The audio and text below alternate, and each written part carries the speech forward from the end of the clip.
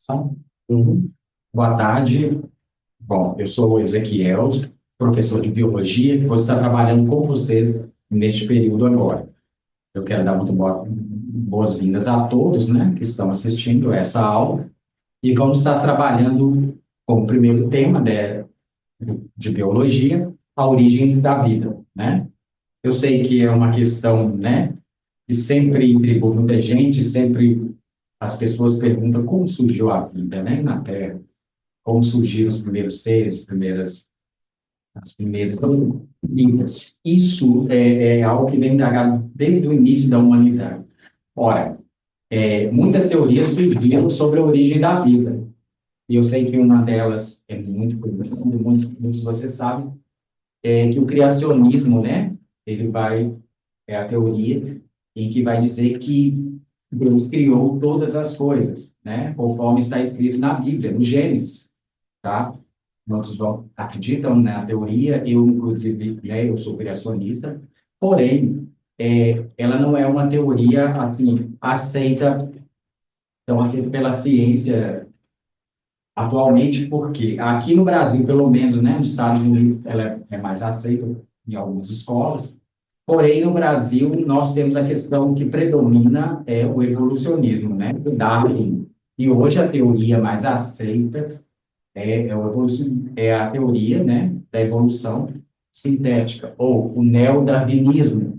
E, mas antes da teoria, né, de Darwin ser, assim, tomado campo, né, ter crescido e ter tomado forma, houve algumas teorias pré-darwinistas sobre a questão da origem da vida, as quais vamos estar vendo agora, né,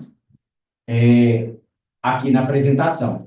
Bom, as primeiras ideias, né, sobre a origem da vida, nós podemos ver lá, né, com o próprio Aristóteles, né, em 384, que viveu 384 a 322 a.C., né, muitos apenas o veem como filósofo, mas para quem não sabe, Aristóteles também, ele foi um biólogo, foi considerado um biólogo da época, né, porque ele, na época mesmo, ele fez a classificação de vários animais existentes na Terra, ou seja, poderíamos considerá-lo um biólogo e zoólogo, né, um especialista, né, que ele fez classificação dos animais, das espécies que haviam na época. Então, que Aristóteles defendia, né? Aristóteles acreditava que um princípio ativo ou vital teria a capacidade de transformar a matéria bruta em ser vivo, tá?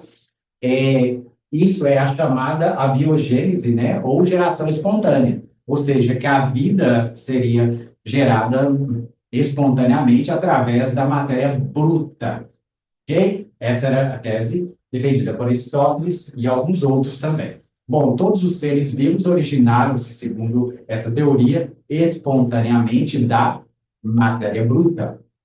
Bom, a vida poderia aparecer de matéria não viva, desde que a matéria bruta entrasse em contato com o princípio ativo. Deveria ter algo ali na, naquele sistema, na atmosfera, no ambiente, um princípio ativo que ia gerar essa vida ali, né? Vai haver um princípio que vai ativar, fazer com que essa vida surja. O que poderia ser esses princípios ativos? Segundo eles, o calor, a umidade, o lodo poderiam constituir elementos fundamentais para a ativação da matéria bruta, imprimindo-lhe a dinâmica da vida, tá?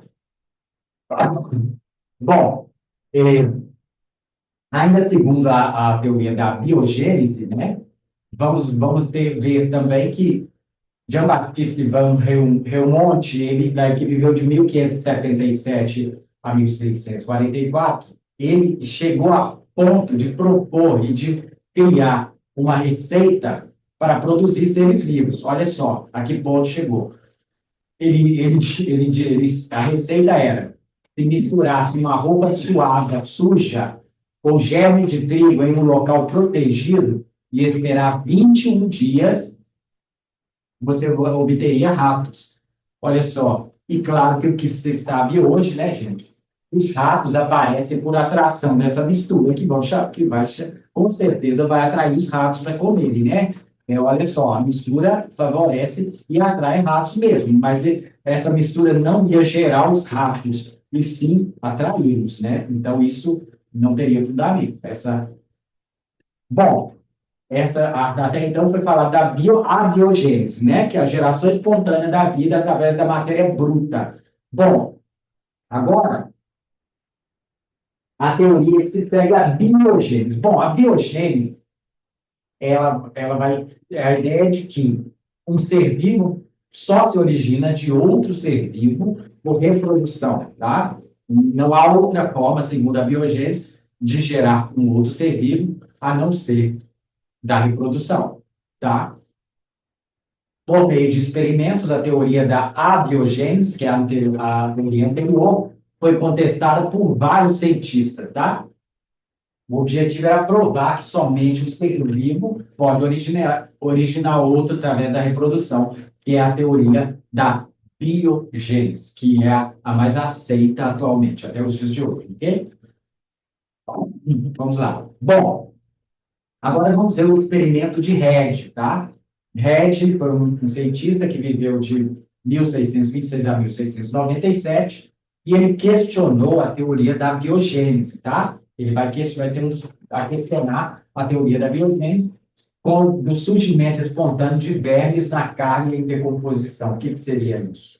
Bom, a hipótese formulada e testada por Redd foi a seguinte: que vermes surgiam, né, e surgem de ovos colocados por moscas atraídas numa carne que está em decomposição, ok? Esses vermes seriam, claro, as larvas que surgem no ciclo da vida das moscas. É isso que ele vai defender e vai provar através do seu experimento, ok? Olha só, esse é o experimento de Redd. O Redd simplesmente colocou vários frascos, né, vasilhames, com carnes, né, pedaços de carne dentro, e alguns deles ele vai deixar com as tampas abertas, outros ele vai fechar as tampas, isolando, né, com uma espécie de tela ali, vocês estão observando no desenho, e aí ele vai observar o seguinte, que na carne em que as tampas ficaram abertas, as moscas entraram, conseguiram entrar e contaminaram a carne, ou seja, colocando suas larvas que se transformaram em vermes. Já nas que estavam com tampas fechadas, não houve nenhuma contaminação, as moscas não puderam pousar e nem colocar suas larvas, e não vai surgir os vermes. Então, ele vai provar isso, que então ele consegue defender e contra a teoria da biogênese, de que a vida, que ali não surgiu espontaneamente aqueles vermes daquela carne ali, em putrefação, porque aquela carne foi apenas contaminada com as larvas das moscas. Tanto é que na que estavam tampadas não houve nenhum surgimento de vermes e larvas, ok? Então é isso, ele conseguiu provar dessa forma o argumento contra a teoria da abiogênese. Bom, mas o que de fato vai mesmo confirmar e vai dar, assim, digamos, um basta nisso, nessa questão da biogênese, para confirmar, foi o experimento de Pasteur. Pasteur, que era um cientista francês, né? Viveu por volta de 1860. Esse cientista, Louis Pasteur, conseguiu provar definitivamente que os seres vivos só se originam de outros pré-existentes, né? Seria a biogênese. O aperfeiçoamento, ele vai também aperfeiçoar os experimentos do Spallanzani, que era um italiano que também já havia feito um experimento anterior, tá? Em que consiste, então? Aqui está para vocês verem melhor nesse desenho, nessa gravura, como foi o experimento de Pasteur. Ele vai usar tubos, né? Ele vai usar balões aí de vidro. O primeiro deles, ele vai colocar nesse tubo, nesse balão, um líquido nutritivo, ou um caldo nutritivo, colocado em um balão de pescoço longo, tá? Depois, no segundo, vocês vão ver no desenho, ele faz um estiramento do pescoço, formando um tubo fino e curvo. Ele vai dobrar, isso aí era possível ser feito através de uma técnica de aquecimento, e depois eles esticavam com uma espécie de pinça e dobrava, né, o tubo, formando ali um bico espécie de pescoço de cisne, e ali ficaria um tubo fino e curvo. O que, que acontece com isso? Ele vai lá, vocês vão ver no número 3, ele vai ferver esse conteúdo desse frasco, e com isso ele mata todos os micro-organismos que ali estão, tá? O que, que vai acontecer? Então, depois que atingir uma determinada temperatura, todos os micro-organismos que estavam ali dentro vão morrer. E depois do ponto 4, vocês vão ver que o líquido estéril, após um longo tempo de resfriamento, o vapor que vai sair dali vai se transformar, vai condensar a água do tubo. E isso vai reter na entrada de partículas junto ao ar. Vai formar uma espécie de filtro na entrada daquele tubo fino, tá? Que vai, onde vai ser a entrada de ar. E ali vai ser um filtro. E todo e qualquer micro-organismo fica retido ali naquela parte do tubo. E até aí o líquido está esterilizado, não contém nenhum micro-organismo vivo aí, por causa disso. Bom, aí o que, que ele faz? Ele vai lá, você vai ver no item no 5, que ele vai quebrar o pescoço do balão, ele quebra o pescoço do balão de vidro, aí e com ele quebrando o balão, o que vai acontecer? O conteúdo passa a ter contato de novo com o ar. E aí, nós vamos ver lá no 6, que após algum tempo é verificado o quê? O crescimento de micro-organismos. Então, porque a mistura foi contaminada, produzindo ali, proliferando micro-organismos que estavam no ar, que entraram pelo tubo quebrado, ok? Então, observe que ele vai conseguir provar com o seu experimento que esses micro-organismos, eles estavam no ambiente do ar e contaminaram aquele caldo ali que foi colocado, né? A substância. E não que eles surgiram daquele caldo que geraram aqueles micro-organismos. Não. Foi pela contaminação do ar que esses micro-organismos vão surgir na mistura. Então, ele consegue provar isso, ok? Defendendo dessa forma a biogênese, tá? Bom, agora vamos às conclusões de Pasteur. Segundo as conclusões dele, vamos ver que a ausência de micro-organismos nos frascos do tipo pescoço de cisne, mantidos intactos, mostraram que o ar contém micro-organismos e que estes, ao entrar em contato com o líquido nutritivo, proliferam, tá? Bom, no balão intacto, os micro-organismos do ar não conseguiram chegar até o líquido nutritivo estéril, tá? Não vão conseguir, porque o balão estava fechado ali com aquele bico curvo e não conseguiam os micro-organismos entrar. Bom, os micro-organismos ficaram retidos pelas gotículas de água condensada durante o resfriamento. O gargalo do frasco funcionou como um filtro. Bom, quando o pescoço dos frascos foi quebrado, os micro-organismos do ar conseguiram penetrar e entraram em contato com o líquido nutritivo, havendo proliferação ali dos micro-organismos naquele caldo nutritivo, ok? Bom, com isso vai então colocar o fim a biogênese, que é a teoria segundo a qual, né, como nós já vimos, os seres vivos, os micro-organismos, surgiriam da matéria inanimada, o que foi provado que não era verdade. A hipótese da biogênese passou, então, a partir de então, né, a ser aceita universalmente, tá?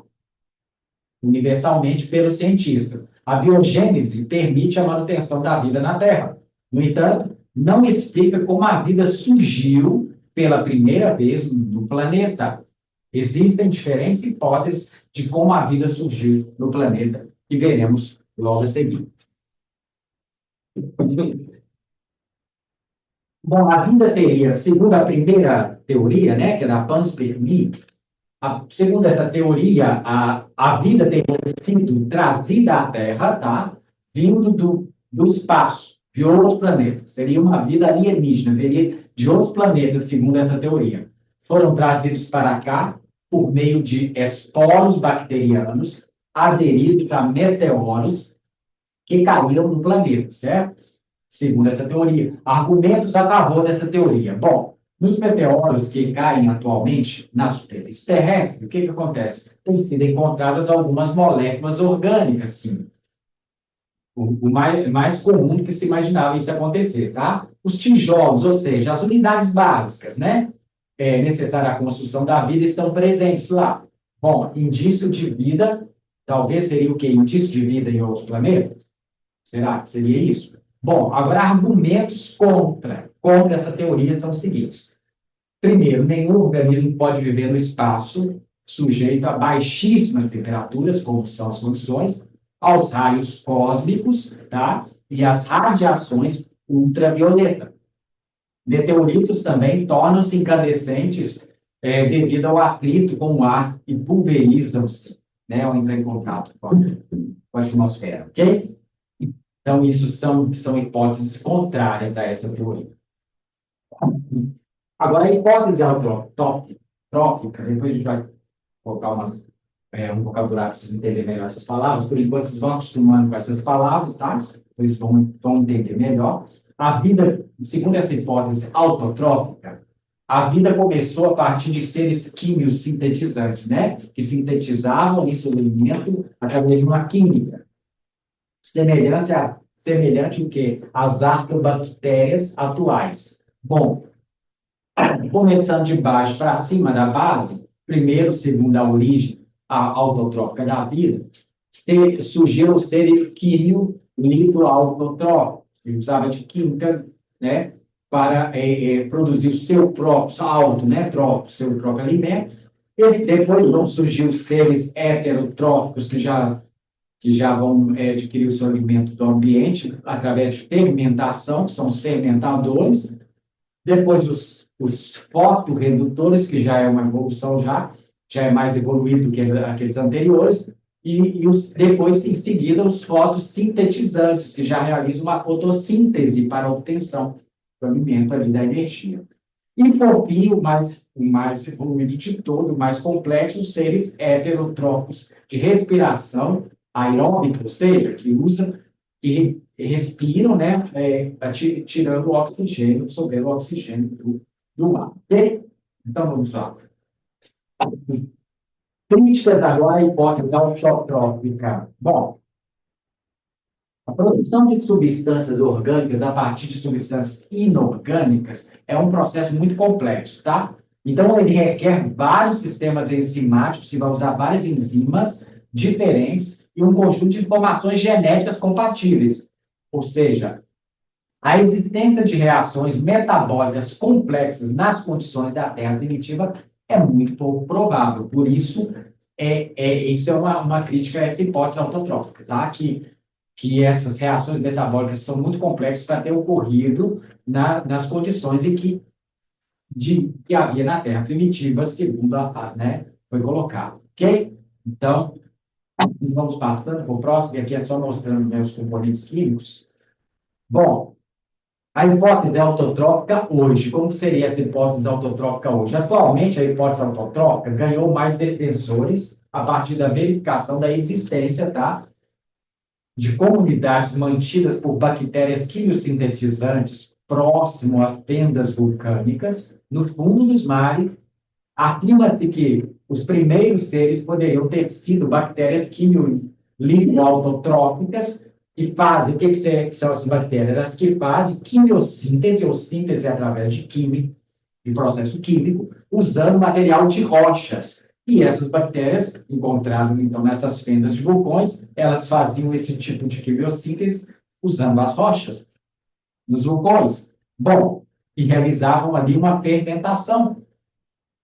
Posteriormente, surgiram o quê? As bactérias fotossintetizantes, que vão realizar a fotossíntese, e sua produção de oxigênio vai possibilitar, então, o aparecimento posterior dos seres aeróbios, ou seja, que respiram, que realizam a respiração, certo? Então, vamos lá. A hipótese heterotrópica, formulada, né, de forma independente na década de 1920, pelo bioquímico Alexander Ivanovich, né, Oparin, que é mais conhecido como Oparin, que viveu de 1894 a 1980, e também pelo biólogo John Bardon Sanderson Haldane, mais conhecido também por Haldane, de 1892 a 1974, tá? O primeiro ser vivo, segundo a teoria deles, o primeiro ser vivo obtinha alimento do meio, ou seja, ele era heterotrófico.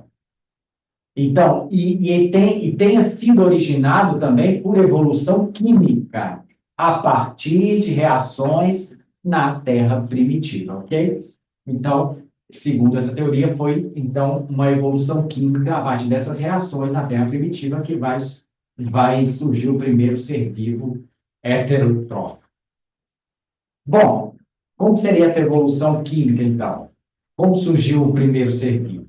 Aí, então, tinha lá a Terra primitiva e as condições dela. Né? Nas condições da Terra primitiva, ela havia lá os compostos inorgânicos, né? Que não eram vivos, compostos inorgânicos. Depois desses compostos inorgânicos, deles vão surgir moléculas orgânicas depois simples, depois vão surgir as moléculas orgânicas mais simples, e de moléculas orgânicas mais simples vão surgir as moléculas orgânicas mais complexas, ok? O que aconteceria nessa evolução química? Próximo, voltou? Bom, nessa evolução química tinha que haver alguns elementos para que acontecesse, né? São os elementos que fazem parte da composição de todos os seres vivos. Também existem fora deles, tá? Esses mesmos elementos orgânicos existem fora de todos os seres vivos que estão aí na natureza, né? Que são esses que estão ali, que é o carbono, o hidrogênio, o oxigênio e o nitrogênio, ok? Bom, os seres vivos precisam, né, de proteínas, carboidratos, lipídios e ácidos nucleicos, né? Na sua composição. Bom, a diferença entre a matéria viva e a matéria bruta está no grau de organização desses quatro elementos combinados, tá? Bom, a formação de substâncias orgânicas complexas vai surgir depois, né, nos seres vivos. Na natureza, esses elementos constituem substâncias inorgânicas predominantemente. No ambiente vai haver H2O, CO2, gás carbônico, e H2O, né, no vapor da água, CO2, gás carbônico, e o nitrogênio, N2. Então, como seria, segundo o Parin, né, dessas ideias precursoras, como seria a atmosfera primitiva? Que elementos conteriam nessa atmosfera primitiva? Então, segundo ele, seria o metano, que é o CH4, o dióxido de carbono, CO2, o nitrogênio, N2, a amônia, NH3, né? E o vapor d'água, H2O, mais o hidrogênio, H2, ok? Seriam todos esses compostos químicos que haveria nessa atmosfera primitiva. E havendo ali, então, supostamente um ciclo de chuvas e a condensação do vapor da água, à medida que a temperatura da crosta diminuía, vai condensar aquele vapor da água, as chuvas vão cair sobre as rochas quentes, que vai produzir evaporação e depois a condensação de novo, tá? Produzindo aí a chuva. E aí os fenômenos que aconteceriam também, combinado a isso. As radiações ultravioletas, mais as descargas elétricas das tempestades, mais as moléculas da atmosfera primitiva, provocando rompimento e surgimento de ligações químicas. E, com isso, formação de novos compostos na atmosfera, como, por exemplo, aminoácidos e açúcares simples. Né? Bom, lançados nos mares primitivos, esses componentes, esses compostos orgânicos simples reagiriam entre si para produzir compostos mais complexos. Isso formaria uma sopa, uma espécie de sopa orgânica primordial, provocando o aparecimento, então, das primeiras células. Os compostos complexos, como proteínas, poderiam formar aglomerados envolvidos por películas de água, denominados coatervados, ok? Seria, então, esse aqui um ponto de partida para a formação de protocélulas. O que seria protocélulas? Seriam as primeiras células, né, que usariam os compostos da sopa orgânica como fonte de energia e de materiais para possibilitar o desenvolvimento dos processos metabólicos que permitem a vida, ok? Então, aí vai mostrar mais ou menos aquele ciclo daquele que eu falei ali, nesse gráfico, né? Vai surgir, então, aí tem no início a atmosfera primitiva, contendo aqueles compostos que nós já vimos, o metano, o hidrogênio, amônio, vapor da água. Aí, a altas temperaturas, centelhas e raios combinado com altas temperaturas e raios ultravioleta, vai surgir aí, então, os aminoácidos das primeiras moléculas orgânicas, as chuvas vão levar isso aí, essas substâncias albuminoides. E vai haver o aquecimento do solo também, e as chuvas levam isso em direção aos mares e formando as moléculas mais complexas. Ali vai formar aquela sopa primitiva dos oceanos e daí vão surgir as primeiras moléculas de núcleo proteínas, tá? Protogênese. Disso vai formar aquele que nós já falamos que é aquele coacervado, todo aquele composto ali, e gerando, dessa forma, a primeira célula primitiva, segundo essa teoria. Bom, então, a hipótese de Oparin ficaria mais ou menos assim, conforme nesse gráfico, esse desenho. Olha, os gases da atmosfera primitiva estão lá, H2O, que supostamente havia lá, esses gases, o CH4, como nós já vimos, o H2, o hidrogênio, e o NH3, seriam os gases da atmosfera primitiva. Bom, ali tem o metano, a amônia, né, o H2O, vapor d'água, e o hidrogênio.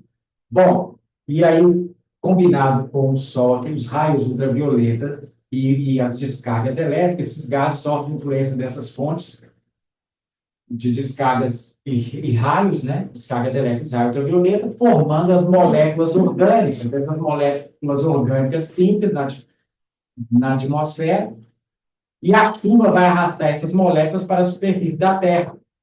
Aí vem os mares quentes, que vão pegar o calor para a formação de moléculas orgânicas mais complexas, vai haver uma produção de uma formação de moléculas mais complexas, e vai haver, com isso, uma alteração de acidez do meio, né? Que vai propiciar a formação de aglomerados proteicos isolados do meio, que são chamados coacervados, dando origem a inúmeras reações químicas que ocorrem, segundo algumas, altamente vantajosas, pois originam sistemas químicos capazes de reprodução, ou seja, os primeiros seres vivos, segundo essa teoria. Bom, agora vamos ver a experiência de Miller, né, que foi um bioquímico norte-americano, que tentou, em 1953, reproduzir em laboratório algumas condições previstas por Oparin. Bom, ele vai construir um aparelho, né, de sistema fechado, no qual ele fez circular uma mistura de gases, que eram os mesmos gases, segundo lá a teoria de Oparin, né, que haveria na Terra primitiva, que era o metano, amônio, o hidrogênio e o vapor d'água. E aí, nesse reservatório de água quente, em temperatura de ebulição, vai haver a formação de mais vapor de água. E isso vai provocar a circulação dos gases. A mistura de gases era submetida a descargas elétricas ali constantes. Ele simulou isso em laboratório, tá? Simulou as condições da Terra primitiva. E depois depois vai fazer um resfriamento vai provocar uma condensação da água. A água que acumulava no reservatório final revelava a presença de muitas moléculas orgânicas, entre as quais alguns aminoácidos. Bom, Miller comprovou que a síntese de aminoácidos é perfeitamente possível sob as condições que Oparin já descrevia e defendia. Aqui está demonstrado nesse esquema, nesse gráfico, o experimento dele, tá? Como foi o experimento de Miller, usando todo esses equipamentos aqui, tá bom?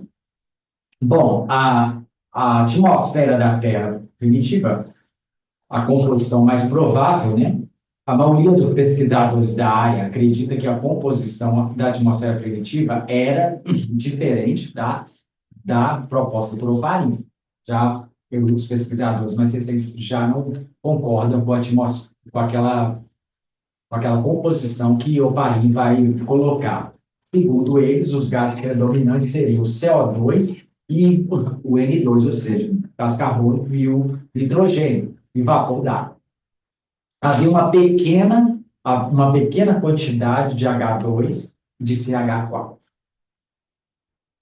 Simulações com essa composição atmosférica, usando equipamentos semelhantes ao de milho, conseguiram obter aminoácidos e outras substâncias, tá? Bom, agora as primeiras células, como foi, segundo essa teoria, como surgiram? Então, provavelmente vão surgir. Surgiram a partir de um sistema organizado, como os dos coacervados, como foi falado, a aquisição de uma membrana de fosfolipídios, né? A separação entre o meio interno e o meio externo maior, né? Ali na formação dessa célula, e a estabilidade para a realização de reações que a célula tem que realizar, produzir, ok?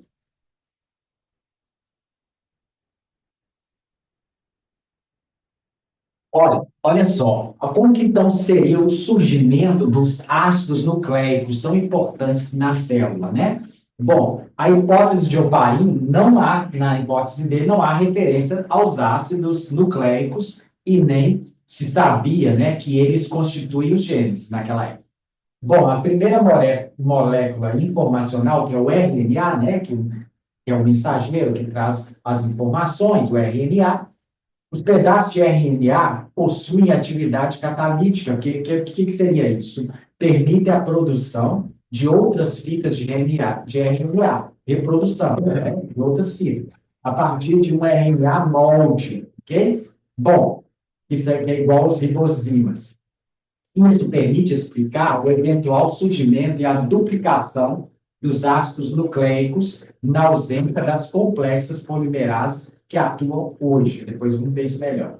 Depois, quando estivermos estudando células, tá? Bom, o DNA, que é o estágio mais avançado na confecção de um material genético estável, vai surgir, então, a partir disso aí. Os primeiros DNAs teriam sido feitos a partir de um molde de RNA original. Esse mecanismo existe em alguns vírus, já foi descoberto que esse mecanismo, os vírus, por mais simples que seja, né, o retrovírus, já possui esse mecanismo, que possui um mecanismo de transcrição reversa ali.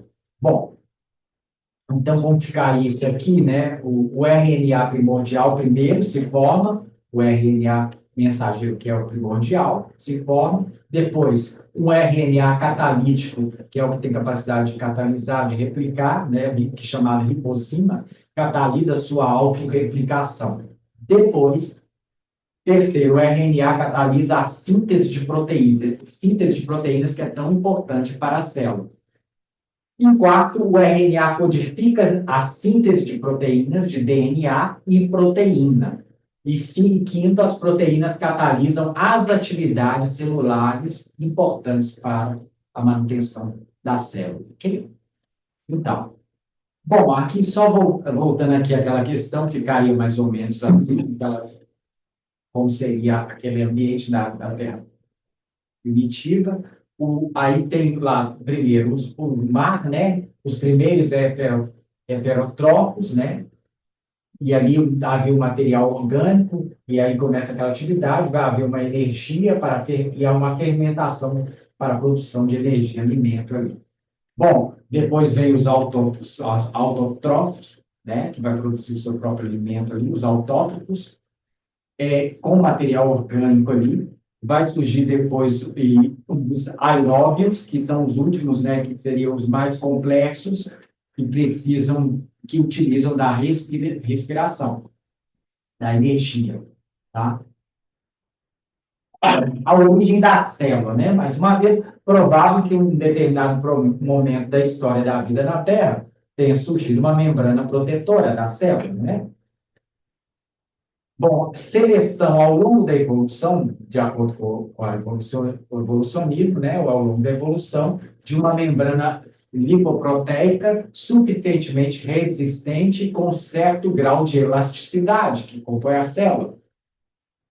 O primeiro registro fóssil, né, segundo estudiosos, seria de 1,7 bilhão de anos atrás, bilhões de anos atrás, né? Supõe-se que tenha surgido um pouco antes. Bom, os organismos parecidos foram descobertos, segundo esses registros fósseis, organismos parecidos com as bactérias atuais, tá? As primeiras células eucarióticas, né, vão surgir aí, teriam surgido de células procarióticas, que passaram a desenvolver vaginações e invaginações, que seriam aquelas orifícios, né, da membrana plasmática procariótica, e tornaram-se maiores e mais complexas. E depois vai haver dobramentos da membrana, dando origem de estruturas membranosas. E aí vão surgir as organelas citoplasmáticas, delimitadas por membrana, a carioteca, que é a membrana que envolve, né, o núcleo, ok? O envelope nuclear. Bom, aqui é só para mostrar, é só um desenho daquele, né, que a gente já citou, depois a gente dá no seu material, você vai ver com mais detalhes. Bom, então, o surgimento então dos seres multicelulares. Como que seria a origem, né, dos seres? A origem a origem seria, segundo a teoria, a partir de seres unicelulares. E os multicelulares vão surgir a partir dos seres unicelulares, ou seja, unicelulares que contêm uma única célula, vão gerar os multicelulares entre 1 milhão e 670 milhões de anos, segundo essa teoria. A suposição é que células resultantes da divisão celular não se separaram e passaram a apresentar divisão de trabalho e cooperação. Não puderam mais viver de forma independente. Bom, e aí vai haver aquela divisão, né, que a gente vai estudar mais para frente, dos reinos, né, a moneras, outras bactérias, as bactérias fotossintetizantes, as plantas, os animais, os fungos, aqui na base das arcobactérias, eubactérias, eucariote, anaeróbias. Ok? Tá bom. Bom, eu tenho para vocês alguns mapas, né, mentais para ajudar vocês a sintetizar aqueles conteúdos aqui, que está para simplificar tudo isso que foi visto nessas teorias, né, gente? Que eu entendo, né, que são conceitos, às vezes, complexos, né, essas teorias todas, são muitas informações, mas a gente vai trazer alguns resumos, alguns mapas aqui para ficar mais claro, para vocês entenderem melhor. E no material de vocês também vai estar explicado com mais detalhes, tá? Bom, aqui tem uma aqui que ficou meio torto o mapinha aqui, mas deixa eu só volver isso aqui. Eu vou estar mostrando para vocês aqui. Bom, de acordo, aqui a gente dá só um mapinha para vocês entenderem, para dar uma geral nas teorias que a gente falou de uma forma geral. Primeiro, o criacionismo, né, que segundo a Bíblia, né, no Gênesis, conforme o criacionismo, todas as coisas foram criadas por Deus, que tem origem divina, tá? E o criacionismo, ele faz parte do grupo de teorias que é o fixismo, que, segundo o fixismo, as espécies não evoluem, ou seja, é fixo, né? As espécies foram criadas daquela forma, todas foram criadas, cada um segundo a sua espécie, de forma fixa, e não houve evolução, tá? Cada um foi criado segundo a sua espécie, de forma fixa. Essas teorias, baseadas dessa forma, como o criacionismo, e das que surgiram também, que são semelhantes, elas vão dizer que não vai haver evolução e que é fixo, tá? Isso é o fixismo. A outra teoria que nós vimos, que é a panspermia, né? A vida veio de outro planeta, segundo a panspermia. Bom, já a biogênese, a vida surge da matéria inanimada, né? A biogênese, a vida surgindo da matéria inanimada, matéria bruta. E A biogênese, a vida, o ser vivo surge de outro ser vivo. Aí vamos ter os experimentos de Miller, né, que mostrou que na atmosfera primitiva era possível a formação de aminoácido, tá? E Pasteur, o experimento de Pasteur, em pessoas de cis, nós vimos lá que vai provar que a biogênese é a correta, é a mais correta, a biogênese no sentido que a vida vai surgir de outra vida e não da matéria inanimada. Já ali, conforme está colocado no canto ali, o primeiro ser vivo, de acordo com essa teoria, o conservado, né? Mais RNA vai dar origem à célula primitiva, os seres heterotróficos anaeróbicos.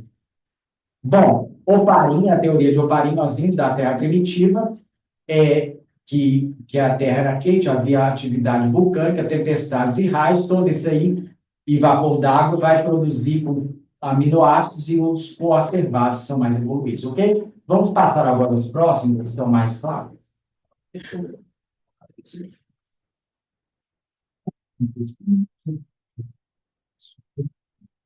Tá, então, agora peraí que eu vou compartilhar.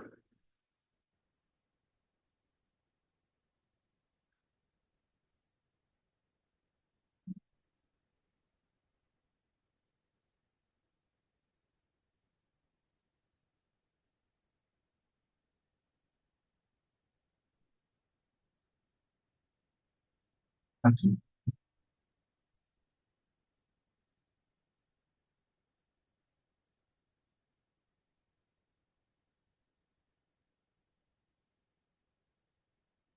Tá? É. Bom, de acordo com a biogênese, os seres vão surgir a partir da reprodução, né? Como nós já vimos. Somente um ser vivo vai gerar outro ser vivo. O Red vai mostrar aí em defesa da biogênese, fez um experimento com carne dentro de um frasco vedado para mostrar que as moscas não surgiram da carne podre que ficava no frasco, mas que surgiram da larva que a mosca depositou na carne, ok? Bom, já o Nedman, para tentar, ele já defendia a biogênese e ele queria contrapor a biogênese, ele fez um caldo nutritivo aquecido, né? E mesmo assim surgiu vida por uma força, segundo ele, colocava uma força vital, né? Que tinha uma força vital para gerar a vida ali daquele caldo. Seus experimentos com microscopia detonaram, né, Red. O que ele quer dizer com isso? Porque o que o Red vai fazer? Quando descobriram o microscópio, passaram a ver os micro-organismos ali que antes não eram vistos a olho nu. Aí o Redman vai tentar usar isso como bandeira para defender novamente a biogênese, vai dizer que aqueles micro-organismos surgiram daquele material que estava ali, ou seja, daquele caldo nutritivo, daquela substância que estava ali, e geraram aqueles micro-organismos, o que não era verdade. Depois foi provado que aqueles micro-organismos eles estão no ambiente e contaminaram aquele caldo, aquela substância, tá? Então, isso foi provado ali com os experimentos. Aí, igual o Spallanzani, né, que era italiano, ferveu o caldo nutritivo, depois vedou o traço, provando que a vida não surgiu ali.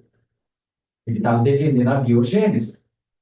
O Nerman tentou fazer isso, provar que vai surgir lá. E quem vai chegar depois, porque o Nerman defendia a biogênese, dizendo que aqueles micro-organismos surgiram ali naquela substância, surgiram a partir daquela substância, e não que eles estavam no ar e contaminaram aquele meio. Já Pasteur vai acabar logo com isso de vez. O Pasteur defendendo a biogênese, né, que a vida só surge de outra vida, o Pasteur vai fazer o experimento do pescoço de cílio, já de uma forma, já um experimento mais avançado ali, e ele vai impedir que os micro-organismos caíssem no caldo por meio da torção do braço.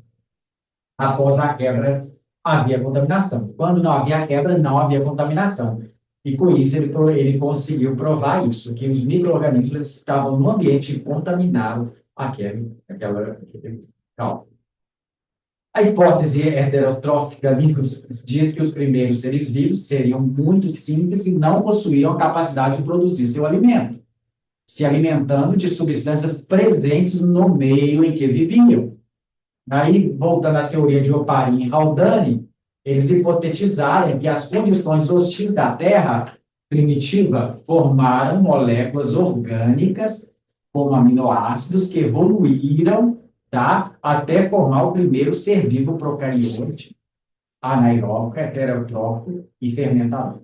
Depois nós vamos ver mais esses conceitos mais para frente, estou estudando células também.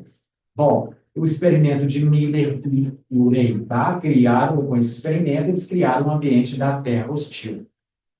A hipótese autotrófica, os primeiros seres vivos eram quimiolito-autotróficos, que vão produzir alimento através de química, né? Seu próprio alimento através de processos químicos, e foram evoluindo até seres aeróbicos, ou seja, que respiram, que vão usar o oxigênio para respiração. E a panspermia, nós vimos que é, segundo essa teoria, partículas essenciais para o surgimento da vida vieram do espaço. Ok?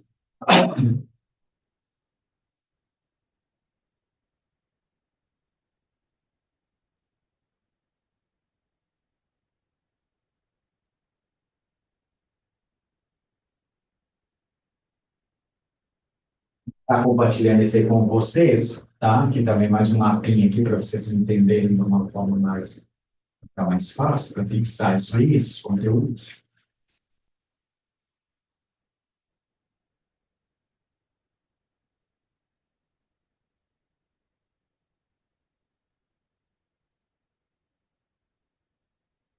Bom, já bom. Bom, segundo então, tá aqui esse mapinha, para vocês entenderem melhor, o primeiro ser vivo que surgiu seria heterotrófico, anaeróbico, vai surgir ali no coacervado, que é aquela mistura de todas aquelas, né, seria algo primitivo, mais o RNA, o coacervado, todas aquelas substâncias ali que foram formadas, mais o RNA, com isso vai surgir a primeira célula primitiva, tá? Ok? Bom, agora aqui nós temos a teoria temos o criacionismo, né, conforme está no Gênesis, na Bíblia, né? E a origem de todas as coisas, de todos os seres, de toda a vida na Terra, foi origem divina. Ou seja, Deus criou todas as coisas e a vida na Terra, né? O criacionismo ele é colocado como uma das teorias do fixismo, que seria o fixismo ou seja, todo fixismo é que é fixo, não há evolução, tá? Diferente das teorias evolucionistas que vai dizer que vai evoluindo, as espécies vão evoluindo. Já o fixismo é a ideia de que tudo foi criado de forma fixa, cada espécie de forma fixa e não houve evolução, tá certo? Bom, aí depois vem o experimento de Redd, né, que ocorre em pote tampado, nós já vimos já isso aqui bem. O experimento de Miller mostrou que na atmosfera primitiva era possível a formação de aminoácidos. Segundo a panspermia que já vimos, a vida teria vindo de outro planeta. Oparin vai dizer as condições da Terra primitiva, que era quente, havia atividade vulcânica, vai surgir os coacervados, toda aquela mistura, e vai surgir depois os aminoácidos, gerar os aminoácidos. Tudo isso na presença de metano, amônia, vapor de água, que seriam as condições da Terra primitiva. A biogênese vai dizer, que foi tão falado aqui, né, que é bom que vocês guardem bem isso, que é muito pedido nas provas, tá, de vocês. A biogênese, segundo a biogênese, a vida surge de uma matéria inanimada, tá? É inanimada, ou seja, uma matéria sem vida produziria, ou a matéria bruta, conforme o próprio Aristóteles defendia essa ideia, tá, gente? E a biogênese, por fim, um ser vivo surge de outro ser vivo. Ok?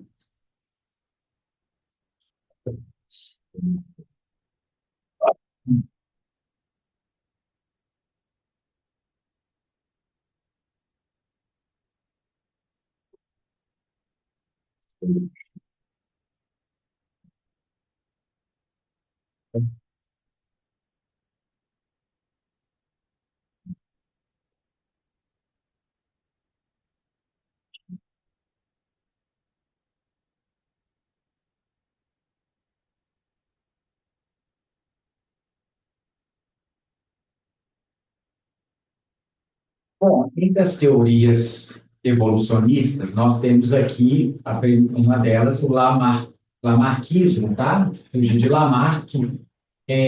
Uma das contribuições do Lamarck foi a lei do uso e desuso, tá, gente? Porque, segundo essa lei do uso e desuso, o uso de determinadas partes do corpo, do organismo, faz com que elas desenvolvam, tá? E o desuso faz com que elas atrofiem, certo? Isso faz com que os organismos se modifiquem para se adaptar e sobreviver ao meio.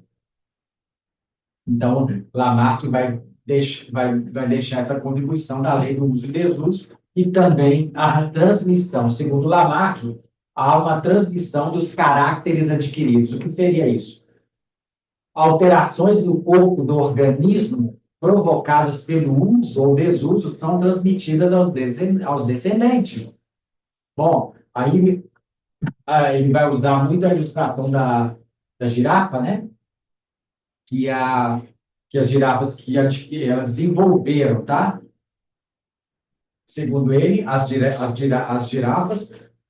de tanto usar o pescoço para alcançar o alimento nas árvores cada vez mais altas, o pescoço delas foram crescendo, e aí por isso foram chegando aqueles pescoços longos da girafa, e que essas características que as girafas adquiriram foram transmitidas para as outras, tá? Bom, apesar do pioneirismo, essas leis apresentam falhas, né? No caso do uso e desuso, não pode ser deixado de lado o fato de que as características dos organismos são definidas pelos genes, tá? Pelos genes, não necessariamente pelo uso contínuo e intenso.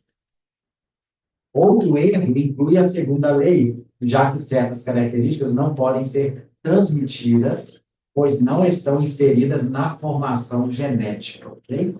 Bom, agora quanto ao darwinismo, né? Criados, o darwinismo vai surgir de, claro, Charles Darwin, né? E muita gente não sabe que não foi apenas as ideias não são apenas de Charles Darwin, tá? Também foram de Alfred Russel Wallace, que quase não é mencionado, tá? Quase não é lembrado, mas a maioria atribui a Darwin, mas o Wallace também contribuiu com muitas daquelas ideias lá que Darwin escreveu, que inclusive estão no livro A Origem das Espécies, de Darwin.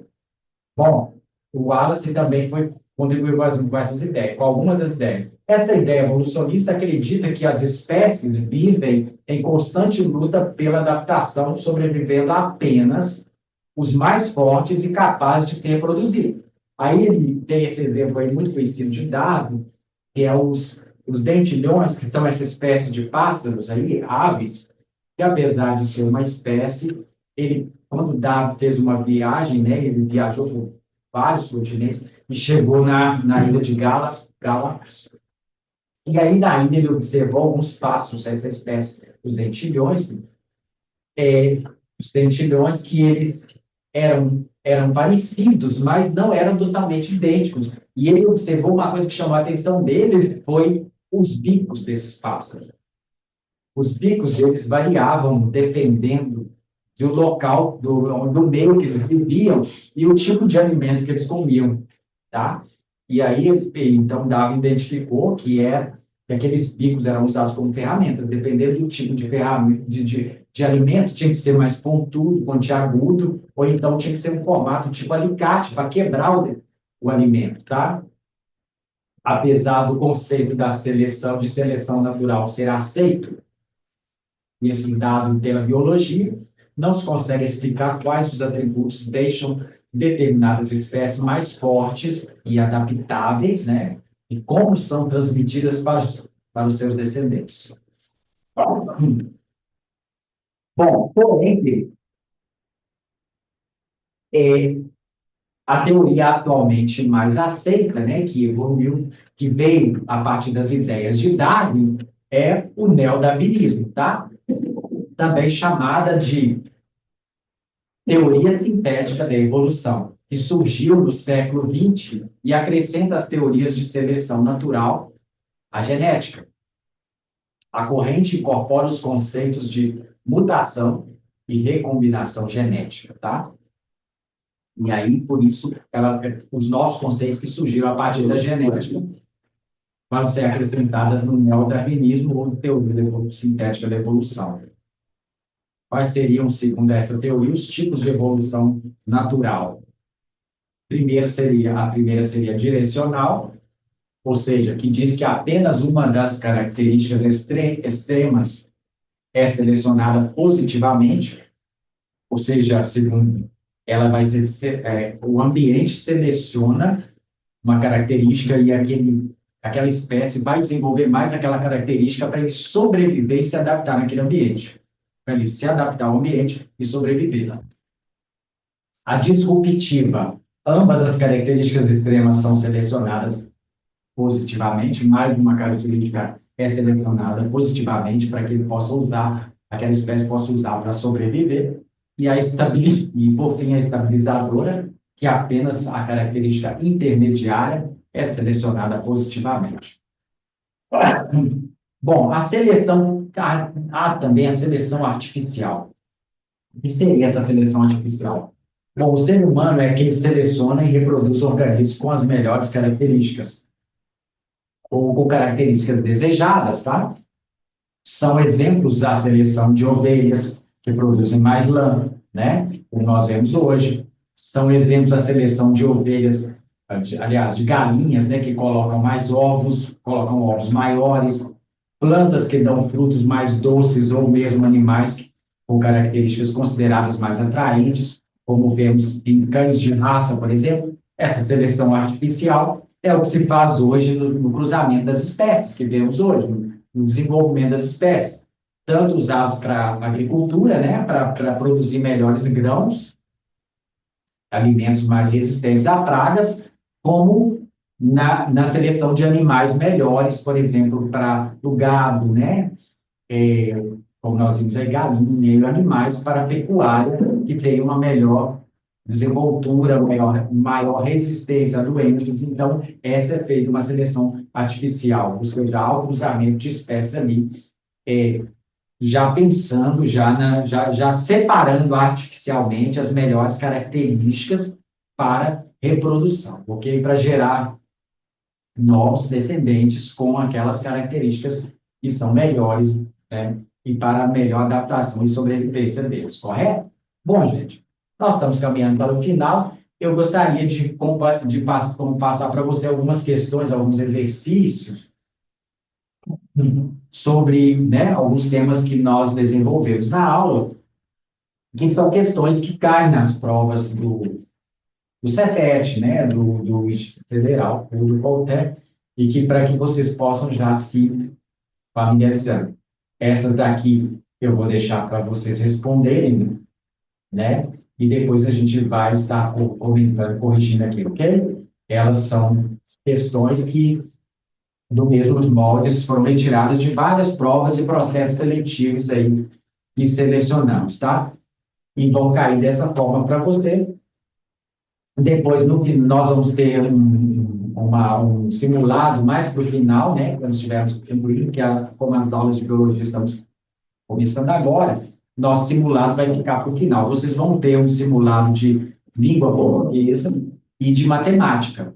O de biologia vai ser o último, tá? Vai depois, no final, depois que terminarmos toda a matéria, tá ok? Vamos concluir com ela. Então, gente, por hoje é só. Nós concluímos aqui a nossa aula. E até a próxima, então, na qual nós daremos outros temas importantes para vocês, tá bom?